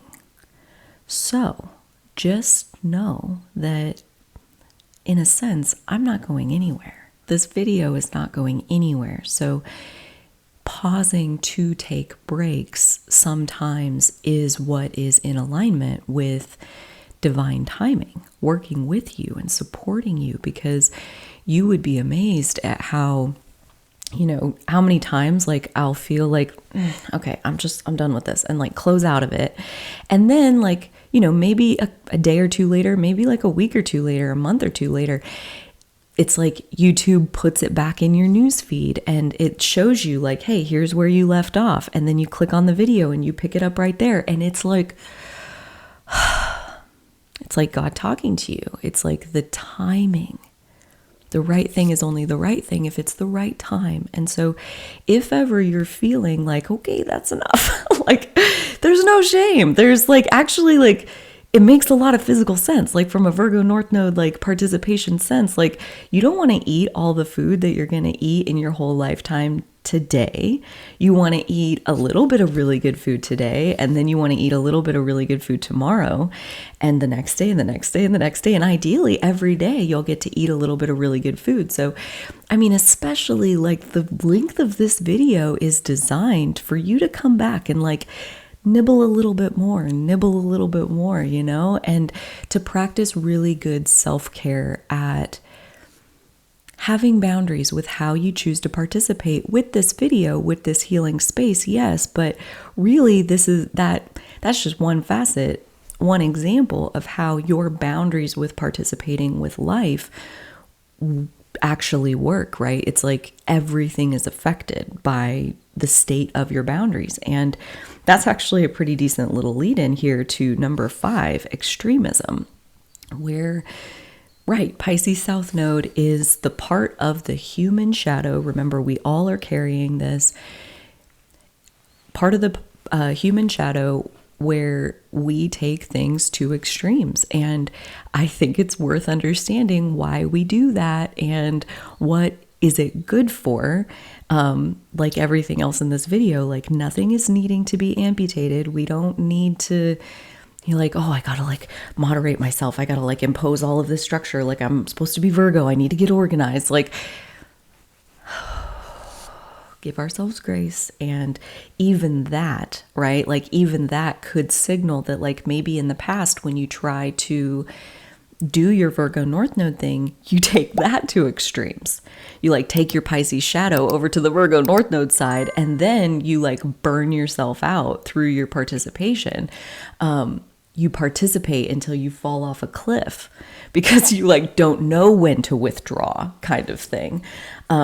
So I think what the point of that is, like, if you're in the Pisces South Node shadow, it's really hard to get to the light side of the Virgo North Node. Like if you're in shadow on the Pisces end, that kind of automatically puts you in shadow on the Virgo end. Like they're very tied together. And so that is kind of a applied example of what I was saying about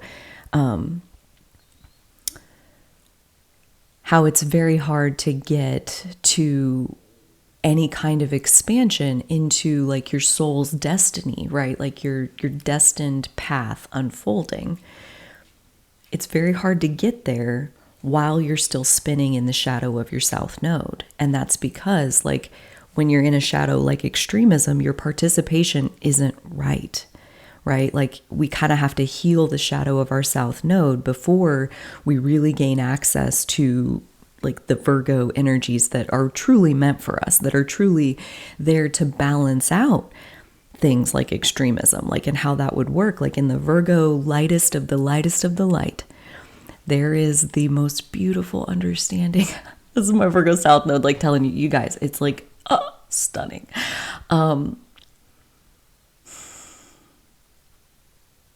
Every single thing in the physical happens one step at a time. Every single thing. Some of those steps are bigger than others. Like there are steps that feel like quantum leaps in a day, right? Like it's amazing how much a day can really bring into your world. But it's still just one step at a time. And so that is a very simple, very, like it's like a balancing medicine for this shadow of extremism is like, we can't amputate the extremism. We do need to find a space for it, and we are going to. But how do we soothe when we are in that space to come out of the shadow of that space, realizing that, like, yes, it's going to give us information and we're going to use that information, right? We're getting there, but we can't stay there and be in the light side of Virgo energy. We can't do our divine participation at the same time that we are actively spinning in our extremism. So what are we going to do with it? What the hell is it for? Why do I get so worked up? Why do I get like so obsessed? You know, it kind of goes back to like, we take things to the extremes in the Pisces shadow. Why? And what am I supposed to do with it? And I think the why has to do with the Pisces archetype being, this is where we merge back together with the divine. Right? Aries is where we separate ourselves from the divine. We separate and we stand alone as an individualized spark of life force energy, an individualized extension of God energy. Aries. And then we go through the zodiac, and at the end, at Pisces, we have completed our cycle and we merge back together with the infinite. And so that is, again, where I think in the very beginning of like the Pisces South Node shadow, it's like we've talked about like your receptivity, and a lot of that is because a huge part of your soul is very much merged with God. Like there is a lot of you that does not exist in the physical. Right? Like the physical part of you is like this big. It's so cute. It's like a little toy in a McDonald's bag compared to like the actual energetic creature that you are. Such a teeny portion of you is represented in the 3D. And I think that can be part of why it can be hard to like take all of this and like set it to the side, like set God to the side and like show up for your waitressing job. Like it can be really challenging to get that small and like get into the physical. But the thing that I want to say is like these bodies are freaking powerful. And when you are tapped in, when you are merged with God the way that you are, you have access to leverage that takes your two hands and turns them into extensions of God, turns your body into an extension of God's will. And it's awe-inspiring to look at what is possible through leveraged action. Like when you are connected with the infinite intelligence, the infinite well-being of the all, the universal love that God is, you're tapped into that. And then you're inspired to participate in some way. The place where you are inspired to participate, that's where this conversation comes back around to this extremism thing. It's like, I want to know, what do you take to extremes? Because that's important information in this process of the Virgo North Node actualizing in your life. Your extremism, and I'm also going to lump in oversensitivity, the next one we're going to talk about. These things are pointing at where and how should you participate. What do you take to extremes? What is it that you would drive off a cliff? You take it really far. Like, what is that? Because that is a signal. It got your attention. It consumed your attention because it is a cooperative component with who you are.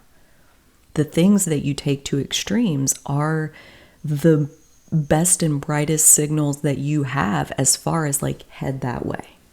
Absolutely, you're right. Take it to the extreme. But grow into your Virgo North Node wisdom, light frequency wisdom that knows doing anything in the physical is happening one step at a time.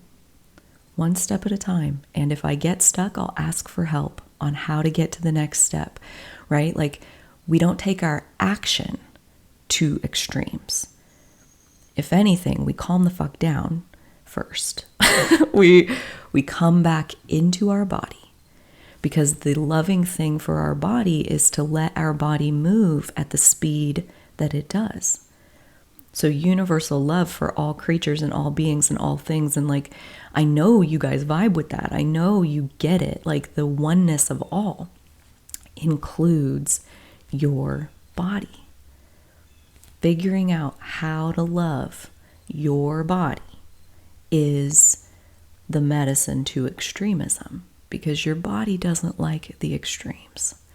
Your body likes a comfy bed and something cuddly to hold and something nice to listen to or watch and a warm blanket. Like, that's what your body likes. Okay? And then we can get thoughts going in our head about who we should be, or how people do this thing, or what we should do and what the right answer is. And we get so twirled up. And when you add a big dose of self-doubt, which is coming up, number 7, we're going to dive into that. Like, you put a big dose of self-doubt in there, and all of a sudden you are running around like a chicken with your head cut off. And you've taken your action to extremes. You're trying to use the action to solve the problem. And the action is not the solution. The extremism is solved. The medicine, the solution, is to bring your physical grounded energy back into a harmonized place, back into your own equilibrium. And from that place, you will devote yourself. You will have access to your health because you are at your own equilibrium. You're moving at a pace where your body's like, this is delicious. This is freaking great. I can do this for the rest of my life. Like, that's the sweet spot, because your job as an Earth North Node, like, it won't be over until you die. Like, you're not going to retire. That's not part of the point. Like, when you find your work, you wouldn't, death is your retirement. When you die, you'll retire. Like, you can, that's how you would view this thing that's so important, so valuable, so delicious to your body. What else would you want to spend your time doing? So at the heart of all of it is your extremism. What do you take to extremes? This is giving you information about how you should be participating, and the way in which it's right for you to participate. You'll know it when you feel it. Your body will feel it as delicious.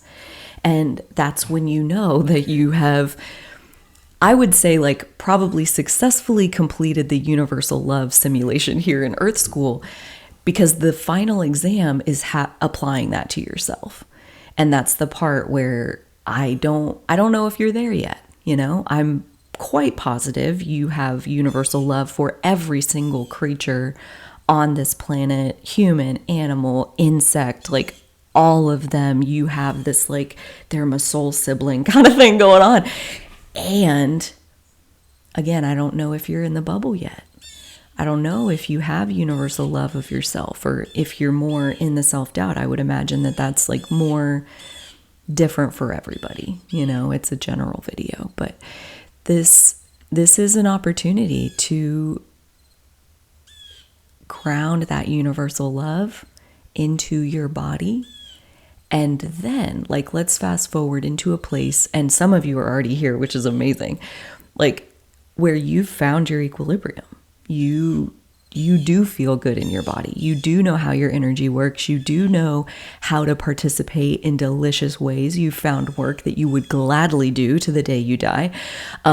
You love watching the tangible transformational effect of your participation, bringing magic to life through your leveraged action. Like, your hands are an extension of God's will.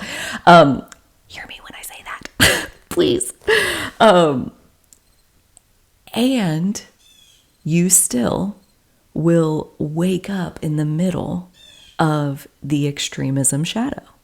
You will still realize all of a sudden, like, oh my God, like, my physical health has been cut off. My body is tense. I'm in pain. Like, I was feeling so good. And now here I am wrapped up in this thing. It's hurting me because you've taken it to the extreme. You've overdosed your body on it. You've put too much in there that your body can't metabolize that quickly. You're trying to go faster than what the physical reality will allow. So step number 1, find your equilibrium. Step number 1 is to get back to the place where you feel healthy, you feel like your participation is delicious, and bam, you're ready to go again. Easy peasy. And now that you've been through that, you also have a deeper sensitivity to the shadow of extremism and recognizing the harmful effects on your body sooner, faster, in smaller and smaller, more subtle symptoms. I used to wake up when I can't fucking do this anymore. And I'm just distraught. And okay, but at least now I'm aware that I need to make a change. Once upon a time, this is where I'm at. Now it's I get a little bit of a tension headache, or I notice that my shoulders are really tense, or the back of my neck is really tense, or my lower back is kind of tight and maybe even has a little bit of a hitch in there.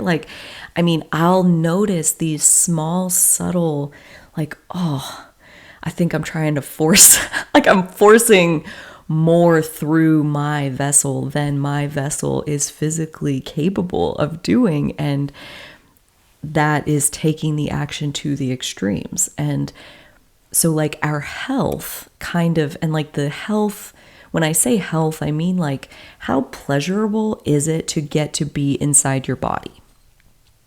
Does it feel like a pleasure, or does it feel like a crucible that you can't wait till it's over? So that's a good measure of your health. Is it pleasurable to be in your body? That's the only goal as far as I'm concerned. As far as the goal of being healthy is to feel good in your body. So again, these are just my own thoughts for you to get to react to. But it's that is the barometer. The health barometer is showing you are you bringing as much through you as you can without taking it to extremes. And you'll know that by how good you feel in the process. And sometimes in this body, in this vessel, and really this is guided through our intentions, our willingness to cooperate and to be there, is there's a gas pedal and a brake pedal in a human being. You can choose to lean in with your intentions, and you can open up and you can take in even more, or you can tap the brake pedal by slowly saying no to a couple more things and kind of leaning back out a little bit, maybe taking your time, extending a deadline, something like that. You can tap the brake pedal. You can also slam on the brake pedal and say, I can't fucking do this anymore. You can do whatever you want. There's a gas pedal and a brake pedal. This is Virgo energy at its finest, is Virgo North Node. You're learning how to drive your vehicle. You're learning, when do you push on the gas? When do you push on the brake? And when do you turn the steering wheel this way? And when do you turn it that way? And again, I think extremism is literally kind of the heart of all of this. You'll know it by the way it feels. You'll know that I take this thing to extremes. Well, point your vehicle at it and slam on the gas until you feel I'm going too fast, I'm getting whiplash, or whatever it is. Okay, well then use your brake pedal, slow down a little bit. Maybe you don't like to travel at 80 miles an hour. Maybe you really like to travel at 50 miles an hour. And that feels really good. It's exhilarating and it's fun, and my body likes the way it feels. It feels like a rush, but not making me sick. I like this. 50 miles an hour works for me. Well, then drive 50 miles an hour and go for the rest of your life. So the brake pedal and the gas pedal, again, it's very simple. It's everything in the physical reality only ever happens one piece at a time. So when you recognize the extremism shadow working within you, that is a moment to, adjust how it is that you're operating your vehicle.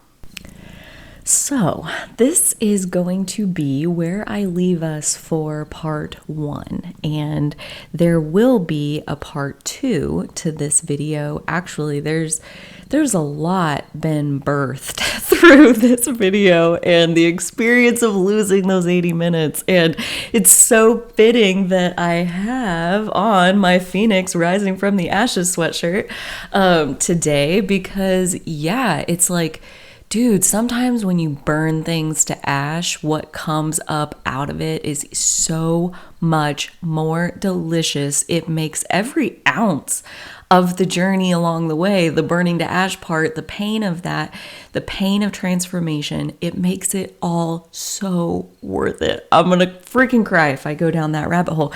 Instead, I would rather tell you about like the vision of where do we go from here, because this is so exciting.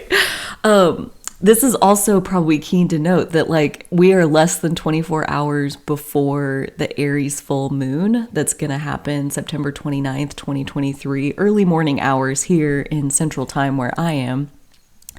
And so that's where I'm recording this from, is that energy. And what is really sinking in here is that it's not even that I specialize in North Nodes, which I have been for the last like several months. I mean, the Aries North Node transit has been a big deal to me ever since I did my Taurus North Node video. And for whatever reason, it went out into the world and somehow has like 35,000, it might even be over 40,000 views at this point, which is like times, what feels like a million, my like best performing video ever. And so that definitely got my attention, that like, wow, like the universe really sent people my way when I talked about that. And I have hundreds of videos on my channel, and that one, that Taurus North Node video, was just like crazy in what it did.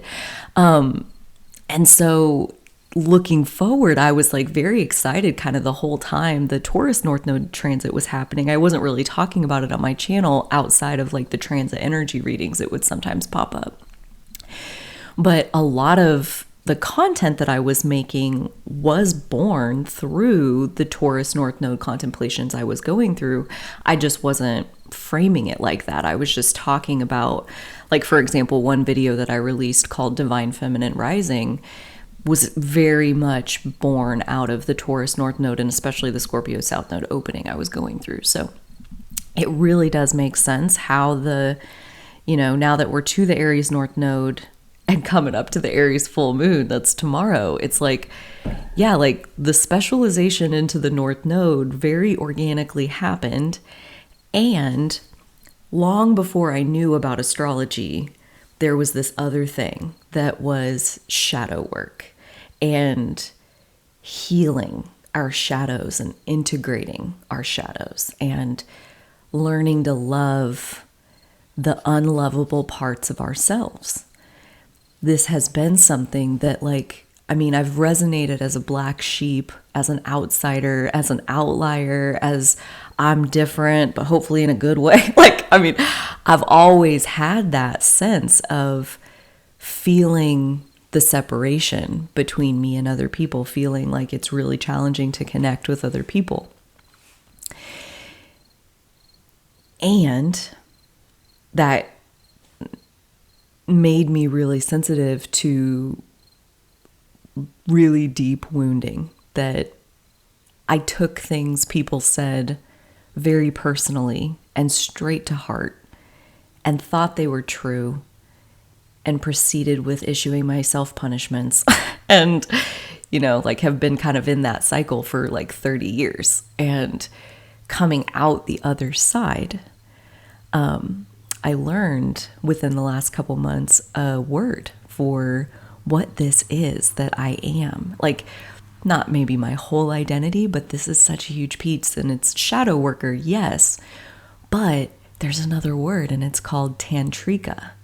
And tantrikas, they go where it's hardest to find love, which is to say where it's the darkest, densest, most thick, putrid, nasty density of shadow. the place where there is the least love. And you find love there.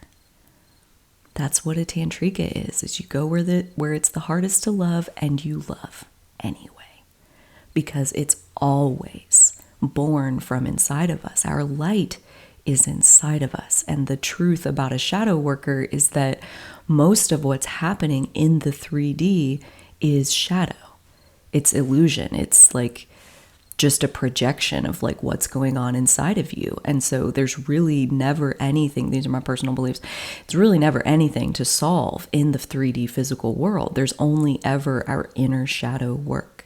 There's only ever finding love where it's hard to love. Sometimes it is hard to love. Absolutely. I get it. But you still can, because it's born from inside of you.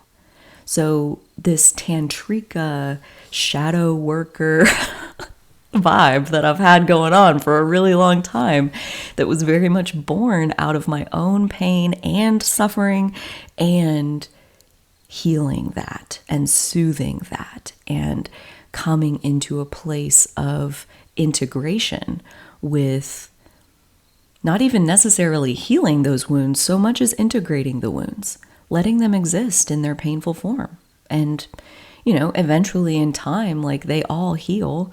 But again, in the very Virgo sense of the thing, it's like that's only going to happen one step at a time. So in the short term, let's just accept that sometimes life sucks and it hurts, and that's just what's real, you know? Like, yeah. I see tantrika, another word for it is like realist. It's like the ultimate realist. It's like life is suffering, you know? Like life is suffering. The saying, I heard this the other day on the Autistic Mystics channel. He was talking about how the saying good morning, like it's been changed and adapted over time, the spelling of it, but like it is truly born from the same word as mourning, mourning, like you're mourning a loss, you're mourning your grief, you're mourning your pain, you're in mourning. And so to say good morning to someone, like basically the root of it is that you're acknowledging that here we are, another day in the shit show, like another day in the suffering that it is to be alive. Like, here we go again. Like, that's what it means. That's what it means. Like, to say good morning, you are like literally acknowledging the suffering of the existence to be alive, like of what it means. So I find that really funny. And again, like it all kind of comes back to the ultimate reality is that life is hard, that like life is a pressure cooker, that this is Earth school, and that there are things that we can learn by being here under those pressure forces. The way that they push on us will cause us to alchemize, will cause us to transform, will cause us to create something that wasn't here before. And so our willingness to come in and be under that pressure is, again, like our deep love of the all. We were willing to endure whatever it took to endure so that we could get to the other side with whatever it was that we were coming here to create. And like, I don't know about you, but I feel like I'm only just beginning to see the surface, but one piece is coming clearly into view, and it melds in one more piece of my identity that I realized here a few years back is like, I'm a mermaid. I'm totally a mermaid, and I live thousands and thousands and thousands of feet below sea level. And I hang out in this dark space between what is and what can be. It's dark because you plant yourself there. You let it have you. And by letting it have you, by letting this transformational space have you, it means that you're not letting the surface level space have you. They don't get to have you while this is going on. I've referenced it before as like the root of your soul. If you will get in your soul and swim to the bottom, that's where I live. That's like this thousands of feet below sea level. And what's down there is the new earth. What's down there is true enlightenment. And I think all that means, like all it means to be enlightened is like, I mean, take it in a very Virgo literal sense. Like, it's like you're in the light. You like have access to the light always. And again, it just means that you've opened the doorway within yourself. And where is that doorway? It's at the root of your soul. It's the doorway we came in to like get in this body, and we can still swim back and forth through there all we want. So I monitor, I hang out, I live, I work, I participate, I use my hands, I put them in the clay, I create things from this space under the ocean. And this transformational portal between what is and what can be. What can be if you are willing to let go of everything that you are and give yourself to what you want to be. Because like that's all it takes. Like you just got to swim down there and across and like bam, bing, bang, boom, you're right there.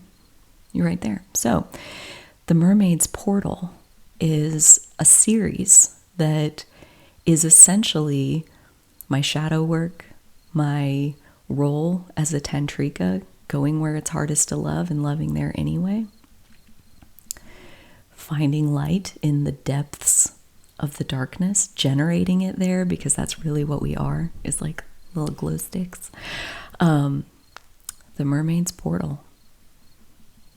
Coming to you from the Mermaid's Portal. And this video essentially organically gave me the template. And all it is like, give my soul a space to be. Give my soul a space to really unfurl and unfold and show me the real size of what it is. And like this 2-hour video, that's now only 1 through 5, right? We still got to get into 6 through 11. Like, and I got another one over here on the side that I thought of that I want to add as a bonus. So like, we're not even there yet as far as really studying and looking and nibbling at this healing the Pisces shadow. Like, that's a big job. Dude, that's a big fucking job. Okay. And so I'm seeing like more than specializing in the North Node, I specialize in the South Node. And I do have a gift of healing shadows, of soothing pain, of, you know, getting to the root cause of like, not what's painful in the 3D, but like, what's the wound in your soul that is magnetizing this event into your life? You know, that's not blaming you for anything, right? It's just saying that we gravitate towards the cooperative components for us, and the things that we need to use to heal or numb or escape or whatever, they're just pointing out places where we are really in pain. And I'll tell you where it's hard to love is from the middle of pain. Hardest place I've ever found is like when you are hurt. Generating love inside of pain is all but impossible, but it's not. You can be in pain and you can love at the same time. I've done it. I do it on the regular because life is suffering, because life hurts. You know, being alive hurts. That's guaranteed. And it's just part of it. But you can love there too. You can still go deeper into yourself, into all of the support, all of the resources that you have access to, including the entire universe. Because when you swim to the root of your soul and you swim through that doorway, when you pop out on the other side, you are in the new earth. And the new earth, in my opinion, is just being merged with God in human form. And there's already a lot of people populating the new earth. I meet them all the time. All the time. It's like normal to meet people who are merged with God. It's normal in my life. Meet them all the time. They show up in the comment section all the time. I meet them in real life all the time. And that's why I say, like, I live here. I live at this portal between what is and what can be.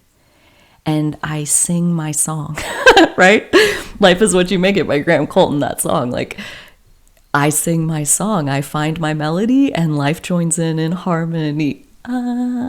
Oh, life's what you make it. And what I want to make in my life is a whole series out of the Mermaid Portal of not even, I thought the hour 15-minute version, that Taurus North Node and Capricorn North Node, like I thought that was like indulgent. I thought I was like, like really doing it. And now this, it's like, dude, we're probably going to spend like 6 hours easy on the Pisces shadow. And maybe not even, like, maybe we won't even be done then. Because there's always deeper. There's always more. This universe is eternal. There's always more. There's always the next layer. There's always even better than it was before, right? Like there is no limit. This is the light side of the extremism shadow, is like the universe is infinite. God is infinite. There's no limit. There really isn't. That part is not an illusion. The 3D limits are the illusion, right? Like the unlimited nature of consciousness. That's real. And what do I want to use mine for? I want to anchor the Mermaid Portal into reality, to where it is more tangible, it is more accessible, it is easier to find, it's easier to interface with, because it's some heavy fucking work. And I know that because I've done it. And if you're here, if you're listening to this, if you are swimming around in the depths of your soul, I am holding you in love and camaraderie and all the support I can possibly offer. Like I was saying in chapter 4, where we were talking about addiction and escapism, like I'll do anything. Like I'll do anything to help you feel better. All you got to do is tell me, like, what's wrong, what hurts, and let's face the pain. Let's figure out, like, how do we find love inside that pain? And as soon as you do, the pain will start to heal itself away. It'll fall out of your life. I've seen it happen over and over and over again, but when we roll around in the pain, that's what keeps it with us. That's us saying that that's what we want to experience more of. Whereas if we're in pain and we find a doorway into love anyway, and now what's dominant in our experience is love, not pain. That's real. That's possible. And so this Mermaid Portal series, where we are going to go deep, we're going to take our time. I'm going to stop freaking rushing. I'm going to lean back into the luxury of having a friggin' voice and a mind that wants to say a million things. And I'm going to give myself the benefit of truly watching myself in action for the first time. I've never given myself this big of an arena before. I've never let myself take up this much space before. To just like get on the soapbox and don't come down. Nobody's holding a gun to anybody's head. Nobody's got to listen. Nobody has to come with me. Nobody has to get down here. Everybody can go to the surface every time they want to. Like, nobody's a hostage. But that doesn't mean that I can't sing my song every day as much as I want, on and on and on and on and on and on and on. And if somebody doesn't want to listen, they can turn me off. Like, I've never let myself take up this much space before. And bringing forward the Mermaid Portal as like where I'm allowed to take up this much space, like it just feels like my present of this Aries full moon that's unfolding tomorrow, that I had to go ahead and leave it right here on the Pisces shadow first installment. We'll come back on another one. I don't know yet. I haven't swam towards it far enough yet to see if we're going to go straight into Pisces part 2. What I'm honestly feeling, my top prospect right now, and I'm not doing it right now, so this is hardly even relevant, but what I'm feeling currently, It's as much as I can tell you. Is that I want to go back to the Taurus North Node. I want to go back to the Scorpio shadow, and I want to do parts 1 through 15 on that one. And just like, yeah, for me personally, that's what feels most relevant right now, is the shadow of intimacy, like of fearing intimacy, of having a wound where you are not able to merge with the power of another person because you're too scared. And I feel like personally for me right now, that's really relevant and important, that I find love in the middle of that pain because of, what I can feel coming.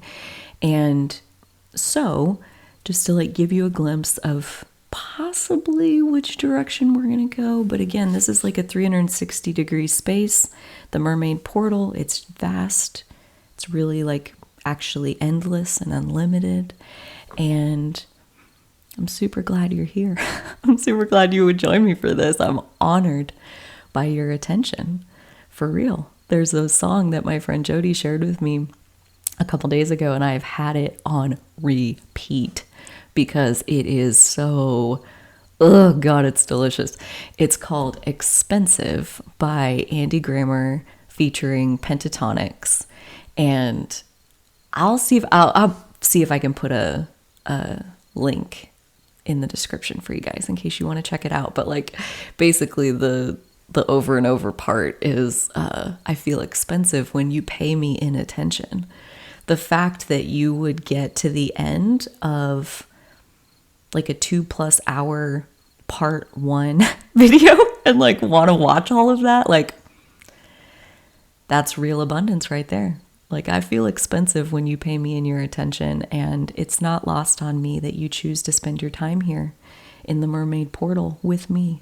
Like it's an honor, and I totally trust that, this is a transformational place. This isn't somewhere where people come and plant themselves forever necessarily.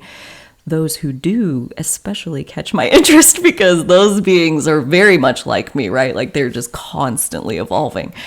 Most people like evolve at a more of like a slow pace. Like, I don't know. Just not nearly as frequently. And there's no judgment. We're all on our own path. But a lot of people like will pass through for like a season of their life. And like every time, like when somebody new comes into my life, like it never fails. They're like, so I'm really at a crossroads right now. Like it just is like clockwork, like they're like, oh, here's Carly. Like she can see you through this transformational space. Like have no fear. She's your buddy during this time. And then they transform and they move on with their new thing. And I cheer them on from afar. And that just like keeps happening. So like portal, like move through it in the time that it feels relevant to you. And I just get to give myself all the space my soul wants to take up as far as these contemplations. So let this be, the channel announcement as far as we are going deeper and deeper and deeper and deeper into the Mermaid's Portal. And I love that you're here. If you want, give the video a like, subscribe if you want to be, notified, turn on the little bell thing, whatever.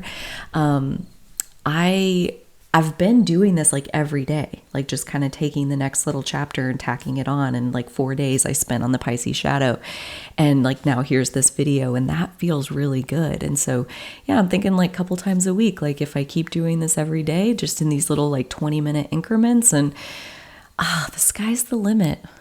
The depth of the ocean is the limit. And not even really then. It's a bad analogy because like it's infinite. Consciousness is infinite. And in the Mermaid Portal, that's exactly what we're exploring, is the ever evolving edges of consciousness. And I'm super glad you're here. Until next time, take really good care of yourself, and so will I.